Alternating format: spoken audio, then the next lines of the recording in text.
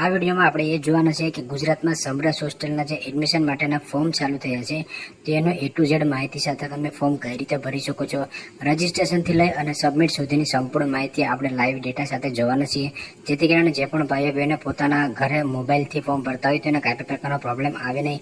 હું જે પ્રોસેસ બતાવીશ એની મદદથી તમે મોબાઈલમાં પણ ફોર્મ ભરી શકો છો અને કમ્પ્યુટરમાં પણ આરામથી ફોર્મ છે ભરી શકો છો. સંપૂર્ણ માહિતી પણ હું તમને વિડીયોમાં આપતો જઈશ કે તમારે કઈ જગ્યાએ શું કરવાનું રહેશે, જેથી કરીને તમારા ફોર્મ રિજેક્ટ થવાના કોઈ પણ પ્રકારના શાંતિ છે તે રહેશે નહીં.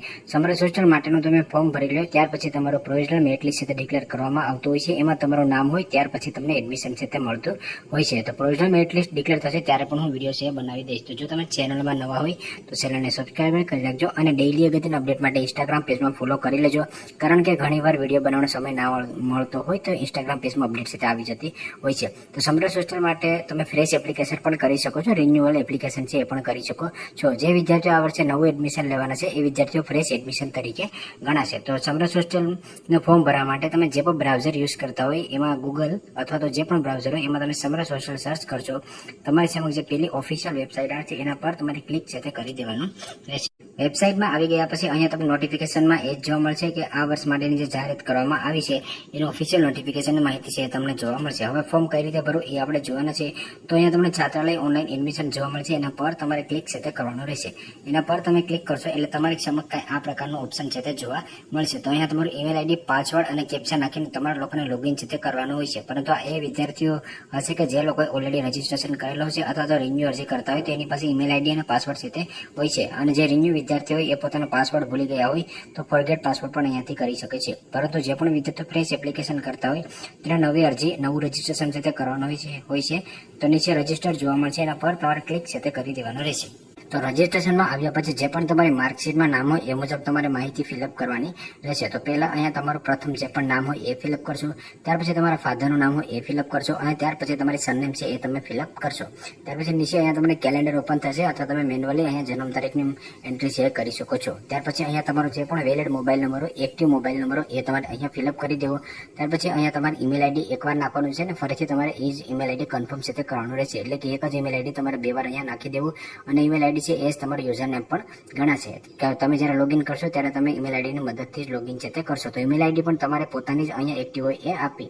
ત્યાર પછી જે પણ તમારો વેલિડ આધાર કાર્ડ નંબર હોય એ તમારે અહીંયા ફિલઅપ કરી દેવો અને જે પણ તમારે મનગમતો પાસવર્ડ બનાવવો હોય તમારા નામ મુજબ કે તમારી સરનેમ મુજબ એ મુજબ તમે પાસવર્ડ બનાવીને અહીંયા ફિલઅપ કરી દેશો. ત્યાર પછી અહીંયા જે પણ કેપ્ચા સિક્યુરિટી કોડ તમે જોઈ શકો છો એ તમે અહીંયા કેપ્ચા કોડ છે એ નાખી અને ત્યાર પછી રજિસ્ટરના બટન પર ઓકે કરશો એટલે તમારા મોબાઈલમાં એક ટેક્સ્ટ મેસેજ આવી જશે અને ઈમેલ આઈડીમાં પણ એક SMS આવી જશે જેમાં તમારો આઈડી અને પાસવર્ડ હશે એ તમને મળી જશે. ત્યાર પછી તમે અહીંયા નીચે આવશો તો લોગિનનું પેજ જોવા મળશે, તો તમે લોગિનના પેજમાં આવી જશો. લોગિનના પેજમાં આવ્યા પછી અહીંયા તમારું જે પણ વેલિડ ઈમેલ આઈડી છે, જે તમારા મોબાઈલ નંબરમાં તમને આઈડી અને પાસવર્ડ મળ્યા છે, તમે જે તમારું યુઝર નેમ છે એ ઈમેલ આઈડી તમે અહીંયા ફિલઅપ કરશો. તમે જે પાસવર્ડ બનાવ્યું છે એ તમે અહીંયા ફિલઅપ કરશો અને નીચે જે કેપ્ચા જોઈ રહ્યા છે એ તમે અહીંયા ફિલઅપ કરી અને લોગિનનું બટન જોવા મળશે એના પર તમારે ક્લિક છે તે કરી દેવાનું રહેશે. લોગિન થઈ જશો એટલે ડેશબોર્ડ છે તમને કાંઈ આ પ્રકારનું જોવા મળશે. હવે આ જે પણ ઓપ્શન છે તમને ટૂંકમાં સમજાવી દઉં, ત્યાર પછી આપણે ફોર્મ ભરવાની માહિતી છે એ જોઈએ.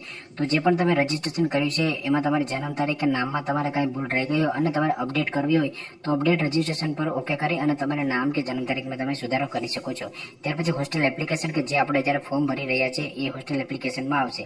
તમે ફોર્મ ભરી લેશો ત્યાર પછી એપ્લિકેશન સ્ટેટસમાં જઈ અને તમે એ ચેક કરી શકશો કે તમારી ફોર્મની જે પરિસ્થિતિ છે ક્યાં સુધી પહોંચી છે. ત્યાર પછી ફોર્મની પ્રિન્ટ તમારે જોતી હોય તો એપ્લિકેશન પ્રિન્ટમાં જઈને તમે ફોર્મની પ્રિન્ટ છે મેળવી શકો છો.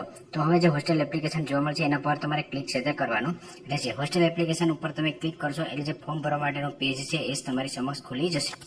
હોસ્ટેલ એપ્લિકેશન પર ક્લિક કરશો ત્યાર પછી તમને કાંઈ આવું જોવા મળશે.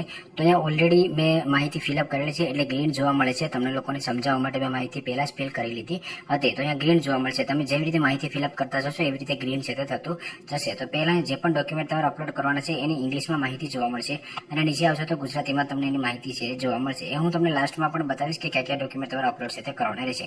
પછી આઈ અગ્રી અને રૂલ્સ એન્ડ રેગ્યુલેશન જોવા મળશે, એના પર તમે ક્લિક કરશો અને ત્યાર પછી સેવ એન્ડ નેક્સ્ટના બટન પર તમારે ક્લિક છે તે કરી દેવાનું રહેશે. એના પર ક્લિક કરી દીધા પછી હવે તમારા સ્ટુડન્ટનો ટાઈપ તમે નવી અરજી કરવા માંગો છો કે રિન્યુઅલ અરજી કરવા માંગો છો. જે વિદ્યાર્થીઓ ઓલરેડી સમરસ હોસ્ટેલમાં રહેતા હોય એ રિન્યુ અરજી કરતા હોય છે અને જે ફ્રેશ એડમિશન હોય ધોરણ 12 ઉપર ધોરણ 10 ઉપર અથવા ગ્રેજ્યુએટ ઉપર એ લોકો ન્યૂ અરજી છે તે કરતા હોય છે. તો નવી અરજી કરતા હોય એને ન્યૂ પર સિલેક્ટ છે તે કરવાનું રહેશે. ત્યાર પછી નીચે તમારું જે નામ હશે જે રજીસ્ટ્રેશન સમયે તમે નાખ્યું છે એ નામ તમને જોવા મળશે. જે પણ તમારી જન્મ તારીખ હશે એ તમને જોવા મળશે. તમારી ઉંમર છે એ તમને અહીંયા જોવા મળશે. તમારી કેટેગરી છે એ કાસ્ટ અહીંયા તમને જોવા મળશે. એમાં ક્લિક કરી અને તમારી જે પણ કેટેગરી હોય એ તમે સિલેક્ટ કરી શકો છો. અહીંયાથી એસીબીસી અતિ પસાર જાતિ હોય, એસીબીસીમાં વિદ્યાર્થી જાતિ, વિમુક્ત જાતિ હોય, એસીબીસી અધર હોય, ત્યાર પછી એસટી હોય, એસટીમાં અતિ પસાર હોય, એસસી કેટેગરી એસસીમાં અતિ પસાર હોય અને જે અધર કેટેગરીમાં આવતા વિદ્યાર્થી હોય જેમ કે એબીસી કેટેગરી કે અન્ય કેટેગરીમાં એ અધર છે સિલેક્ટ કરશે. તો જે પણ તમારી કેટેગરી હોય એ કેટેગરી તમારે અહીંયાથી સિલેક્ટ કરી લેવાની રહેશે. કેટેગરી તમે સિલેક્ટ કરી લે ત્યાર પછી અહીંયા તમને સબ કાસ્ટ છે તે જોવા મળશે. તો જે પણ તમે એસસી કેટેગરી કરી હોય, અધર કરી હોય, એસટી કરી હોય કે ઓબીસી કરી હોય તો જે પણ તમારી સબ કાસ્ટ હશે જે તમારા જાતિના પ્રમાણપત્રમાં લખેલી હશે એ તમારે અહીંયાથી સિલેક્ટ કરી લેવી. હું ડેમો તરીકે અહીંયા ધોબી છે સિલેક્ટ કરી લઉં છું. ત્યાર પછી મેલ કે ફિમેલ જે પણ બહેન હશે એ ફિમેલ અને ભાઈ હશે એ મેલ સિલેક્ટ કરશે. ત્યાર પછી તમારા મેરેજ થયેલા છે કે નહીં, જો થયેલા હોય તો મેરિડ સિલેક્ટ કરશો, ના થયેલા હોય તો તમારે અનમેરિડ છે એ રહેવા દેવાનું રહેશે. ત્યાર પછી નીચે જે પણ રજીસ્ટ્રેશન સમય તમે નાખ્યો એ મોબાઈલ નંબર અને ઈમેલ આઈડી તમને જોવા મળશે. ત્યાર પછી નીચે હવે તમારું જે પણ આવકનું પ્રમાણપત્ર છે કે જે તમારું લેટેસ્ટ હોવું જોઈએ અથવા 3 વર્ષ માટે માન્ય હોવું જોઈએ તેમજ આવકનું પ્રમાણપત્રમાં જે આવક હશે એ તમે અહીંયા ફિલઅપ કરશો. ત્યાર પછી અહીંયા તમારો ફોટોગ્રાફ છે એ તમારે અપલોડ કરવાનો રહેશે. તો ફોટોગ્રાફ અપલોડ કરવા માટે અપલોડના બટન પર ઓકે કરી તમારે મોબાઈલની ગેલેરી અથવા તો કમ્પ્યુટરમાંથી તમે ફોટો છે અપલોડ કરી શકો છો. જે હવે એડ્રેસની માહિતી ફિલઅપ કરવાની રહેશે તો એ રેસિડન્ટ ડિસ્ટ્રિક્ટ જોવા મળશે. એના પર તમે ક્લિક કરશો તો ગુજરાતના તમામ જિલ્લાઓ છે એ ખુલી જશે. એમાંથી તમારો જે પણ જિલ્લો હોય એ તમારે સિલેક્ટ કરી લેવો. ત્યાર પછી જે પણ તમારો તાલુકો છે અથવા જે પણ સિટીમાં તમે રહેતા હો એ તમે અહીંયા ફિલઅપ કરી દેશો. તમારું જે પણ સરનામું છે પૂરેપૂરું એ તમે અહીંયા ફિલઅપ કરી દેશો અને જે પણ તાલુકામાં કે જે વિસ્તારમાં તમે રહેતા હોય જે પિનકોડ હોય એ તમે અહીંયા ફિલઅપ કરી દેશો. ત્યાર પછી નીચે તમને સેવ એન્ડ નેક્સ્ટ જોવા મળશે. એના પર તમારે ક્લિક છે તે કરી દેવાનું રહેશે. એના પર ક્લિક કર્યા પછી હવે આપણે એજ્યુકેશન માટેના પેજમાં આવી ગયા છે. આ જે પેજ છે એક ખૂબ જ અગત્યનું છે કે આના આધારે તમને એડમિશન છે એ મળવાપાત્ર થશે કે નહીં એ દર્શાવે છે. તો પહેલા અહીંયા કોલેજ ડિસ્ટ્રિક્ટ તો હવે જે તમે કોર્સમાં એડમિશન લેવાના છો એની માહિતી તમારે અહીંયા ફિલઅપ કરવાની રહેશે. તો હું અહીંયા ડેમો તરીકે તમને સમજાવું કે મારે અમદાવાદમાં એડમિશન લેવાનું છે અથવા અમદાવાદમાં હું એડમિશન મેં લઈ લીધું છે તો અહીંયાથી કોલેજ ડિસ્ટ્રિક્ટમાં હું અમદાવાદ છે સિલેક્ટ કરીશ. તમે રાજકોટમાં લેવાનો હોય, જુનાગઢમાં લેવાનો હોય તો એ મુજબ જિલ્લો સિલેક્ટ કરવાનો રહેશે. ત્યારબાદ કોલેજનું નામ તો જે પણ કોલેજમાં તમે અથવા યુનિવર્સિટીમાં એડમિશન લીધું હોય એનું પૂરેપૂરું નામ તમારે અહીંયા ફિલઅપ કરવાનું રહેશે. તમે જુનાગઢમાં લીધું હોય, જામનગરમાં લીધું હોય, ભાવનગરમાં લીધું હોય, જે પણ જગ્યાએ લીધું હોય એનું તમારે નામ અહીંયા ફિલઅપ કરી દેવાનું રહેશે. ત્યાર પછી તમે કયા કોર્સમાં એડમિશન લીધું છે તો અહીંયા તમે ટચ કરશો તો બધા તમામ પ્રકારના કોર્સીસ છે તે આવી જશે કે જે ધોરણ 12 ઉપર અથવા તો ગ્રેજ્યુએશન ઉપર થાય છે એ તમામ પ્રકારના કોર્સ આવી જશે. જે પણ કોર્સમાં તમે એડમિશન લીધું એ કોર્સ તમે સિલેક્ટ કરશો. ત્યાર પછી તમે જે પણ કોલેજ કે યુનિવર્સિટીમાં એડમિશન લીધું છે એનું એડ્રેસ તમારે અહીંયા ફિલઅપ કરવાનું રહેશે. મેં અહીંયા ડેમો તરીકે લખેલું છે. તમારે જે પણ યુનિવર્સિટી કે કોલેજ હોય એનું એડ્રેસ તમારે અહીંયા ફિલઅપ કરી દેવું. ત્યાર પછી જો તમે ફાઇનલ યરના સ્ટુડન્ટ હોય એટલે કે તમે FY TYમાં તમારું TY છેલ્લું વર્ષ હોય તો તમે અહીંયા યસ કરશો, બાકી તમે નો કરી દેશો. જેમ કે તમારો 4 વર્ષનો કોર્સ હોય અને તમે 4થા વર્ષમાં હોય તો તમારે અહીંયા યસ છે તે કરવાનું રહેશે. જો તમે ફાઇનલ યરના સ્ટુડન્ટ ના હોય તો તમે નો કરી દેવાનું રહેશે. તો જે પણ નવી અરજી કરતા હોય એ ફાઇનલ યરના સ્ટુડન્ટ ના હોય તો નો છે કરી દેશે. ત્યાર પછી અહીંયા જે પણ લાસ્ટ તમે પરીક્ષા પાસ કરેલી છે એની માહિતી આપવાની રહેશે. જો કોઈ પોસ્ટ ગ્રેજ્યુએશનમાં લેતા હોય જેમ કે MA MCOM MBAમાં લેતા હોય તો એની લાસ્ટની જે પણ એજ્યુકેશન છે ગ્રેજ્યુએટ એની માહિતી આવશે. અને જે લોકો BSc નર્સિંગ કે GNMમાં કે BCA BBAમાં લેતા હોય ધોરણ 12ની માહિતી છે તે આવશે. તો તમારું જે કોર્સનું લેવલ હશે એ અહીંયા તમને જોવા મળશે. ત્યાર પછી જે પણ તમારા 12મા ધોરણમાં અથવા ડિપ્લોમા જે પણ તમારા પર્સન્ટેજ હતા એ તમારે અહીંયા ફિલઅપ કરી દેવાના રહેશે.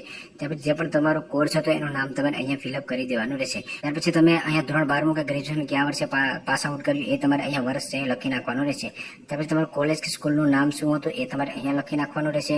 અને ત્યાર પછી જે પણ તમારે કોલેજ કે સ્કૂલ હતી એડ્રેસ હતું એ તમારે અહીંયા લખી નાખવાનું રહેશે. ત્યાર પછી નીચે અહીંયા તમને જે ગ્રુપ હશે એ તમને જોવા મળશે. ગ્રુપ મુજબ એડમિશનના ફોર્મ ભરવા માટેની તારીખ છે એ આ વર્ષે ડિફરન્ટ જાહેર કરવામાં આવી. કોઈ પણ અપડેટ આવતી હશે એની હું સપોર્ટ અપડેટ ઇન્સ્ટાગ્રામ પેજમાં પણ આપતો હોઉં છું તો ઇન્સ્ટાગ્રામ પેજમાં પણ ફોલો કરી લેજો. ત્યાર પછી નીચે તમને સેવ એન્ડ નેક્સ્ટ જોવા મળશે. એના પર તમારે ક્લિક છે તે કરી દેવાનું રહેશે. સેવ એન્ડ નેક્સ્ટ પર ક્લિક કરશો એટલે હવે તમે અધર ડિટેલના પેજમાં આવી જશો. તો અહીંયા તમને 3 ઓપ્શન જોવા મળશે. પહેલું ઓપ્શન જોવા મળશે કે ડાયઝેબલ એટલે કે તમે દિવ્યાંગતા ધરાવો છો, અપંગ હોય કોઈ પણ ભાઈ કે બહેન તો એને યસ કરવાનું રહેશે. ત્યાર પછી ઓર્ફન એટલે કે જો માતા પિતા હયાત ના હોય, અનાથ હોય તો એને યસ કરવાનું છે, બાકી નો રહેવા દેજો. ત્યાર પછી ચાઇલ્ડ ઓફ વિડો કે જેની માતા વિધવા હોય એના સંતાન હોય તો યસ કરશે, બાકી અહીંયા ન કરી દેવાનું રહેશે. આ ત્રણેય જે પણ કેટેગરી છે એમાંથી કોઈ કેટેગરીમાં આવતા હોય તો એને પહેલા એડમિશન આપવામાં આવતું હોય છે, એટલે કે એને એડમિશનમાં પ્રાથમિકતા છે તે આપવામાં આવતી હોય છે. તો જો આમાંથી કોઈ પણ ના લાગુ પડતો તમે નો કરી દેશો. ત્યાર પછી નીચે સેવ એન્ડ નેક્સ્ટ જોવા મળશે, એના પર તમારે ક્લિક છે તે કરી દેવાનું રહેશે. એના પર તમે ક્લિક કરી દેશો એટલે હવે ડોક્યુમેન્ટ અપલોડ માટેના પેજમાં તમે પહોંચી જશો. મેં ઓલરેડી ડોક્યુમેન્ટ અપલોડ કરેલા છે એટલે મને આવું જોવા મળશે. તમે ડોક્યુમેન્ટ અપલોડ ના કરાવે તો અહીંયા તમને બ્લુ કલરના ડોક્યુમેન્ટ સેવ જોવા મળશે.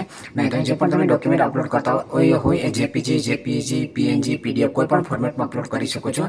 અને વધુમાં વધુ એની સાઇઝ છે તે 5 MB હોવી જોઈએ. તો પહેલા જે પણ તમારું લાસ્ટ ક્વોલિફિકેશન હશે એની માર્કશીટ અહીંયા જોવા મળશે. તમે પીજીમાં ભર્યું હોય, માસ્ટરમાં ભર્યું હોય તો તમારે સ્નાતકનું કે અનુસ્નાતકની ડિગ્રી આવશે.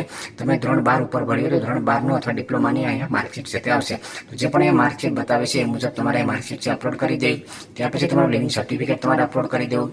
કેટેગરી એટલે કે કાસ્ટ સર્ટિફિકેટ અપલોડ કરી દેવું. આવકનું પ્રમાણપત્ર એટલે કે ઇન્કમ સર્ટિફિકેટ અપલોડ કરી દેવું. આધાર કાર્ડ એની તમારે આગળની સાઈડ પાછળની સાઈડ કમ્બાઈન કરી અને ત્યાર પછી તમારે આધાર કાર્ડ છે એ અપલોડ કરી દેવું. જે પણ ડોક્યુમેન્ટ તમે અપલોડ કરતા હોય તો ચૂઝ ફાઇલ પર ઓકે કરી મોબાઈલની ગેલેરી કે કમ્પ્યુટરમાંથી તમે ડોક્યુમેન્ટ સિલેક્ટ કરી અને ત્યાર પછી તમારે અપલોડ છે તે કરી દેવાનું રહેશે. તો આટલા ડોક્યુમેન્ટ છે એ તમારે અપલોડ કરવાના છે.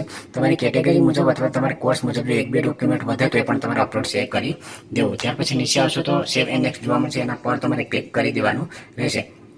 સેવ એન્ડ નેક્સ્ટ પર તમે ક્લિક કરશો એટલે ડિક્લેરેશન માટેના પેજમાં આવી જશો. તમે કોઈ પણ ગુનાહિત પ્રવૃત્તિમાં સંકળાયેલા હોય તો યસ કરશો, બાકી અહીંયા તમારે ન કરી દેવાનું રહેશે. તમે કોઈ પણ પ્રકારની ગંભીર બીમારી હોય અથવા ચેપી રોગથી પીડાતા હોય તો યસ કરશો, બાકી તમે ન કરી દેશો. ત્યાર પછી અહીંયા એક બાંહેધરી જોવા મળશે, એના પર તમારે ટીક છે તે કરી દેવાનું રહેશે. બાંહેધરી પર ટીક કરી દો ત્યાર પછી સબમિટના બટન પર ઓકે કરશો એટલે તમારી અરજી છે એ સક્સેસફુલી સબમિટ છે થઈ જશે. તમારી અરજી છે એ સક્સેસફુલી સબમિટ થઈ જાય ત્યાર પછી અહીંયા તમે 3 ડોટ પર ક્લિક કરી અને એપ્લિકેશન પ્રિન્ટ માટેના પેજમાં આવી અને આનાથી તમારી એપ્લિકેશન છે એની તમે પ્રિન્ટ છે મેળવી શકો છો. મેં ફોર્મ સબમિટ નથી કર્યું એટલે મને પ્રિન્ટ નથી જોવા મળતી. તમે સબમિટ કરશો એટલે તમને પ્રિન્ટ છે જોવા મળશે. ત્યાર પછી લોગિન કરી તમારી અરજીની પરિસ્થિતિ ક્યાં પહોંચી છે એ તમારે અઠવાડિયામાં એકવાર ચેક કરતું રહેવાનું રહેશે. તો એપ્લિકેશન સ્ટેટસમાં જઈ અને તમે એ ચેક કરી શકો છો. આગળ બીજી કોઈ પણ અપડેટ આવતી હશે એના પર હું સંપૂર્ણ અપડેટ તમને ઇન્સ્ટાગ્રામ પેજમાં આપતો રહીશ. તો જો તમને આ વિડીયો પસંદ થાય તો લાઈક કરજો અને ચેનલમાં ન હોય તો ચેનલને સબસ્ક્રાઈબર કરવાનું ભૂલશો નહીં.